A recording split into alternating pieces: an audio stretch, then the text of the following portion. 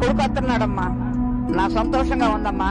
వాళ్ళ అమ్మ చూస్తానికి వస్తున్నాడమ్మా, నాకు చాలా గౌరవంగా ఉంది, చాలా సంతోషంగా ఉందమ్మా. నాకు ఇచ్చిన మాట ప్రకారం ఇప్పటం గ్రామానికి వచ్చారు డిప్యూటీ సీఎం పవన్ కళ్యాణ్.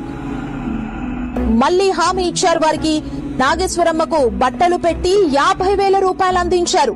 నెల 5,000 రూపాయలు ఇస్తానని పవన్ హామీ ఇచ్చారు. నాగేశ్వరమ్మ మనవడి చదువు కోసం 1,00,000 రూపాయలు అందించారు. అలాగే క్యాన్సర్ తో బాధపడుతున్న 3వ కొడుకు ట్రీట్మెంట్ కోసం ముఖ్యమంత్రి సహాయ నిధి నుంచి 3 లక్షల రూపాయల చెక్ ని నాగేశ్వరమ్మ కుటుంబానికి పవన్ అందించారు.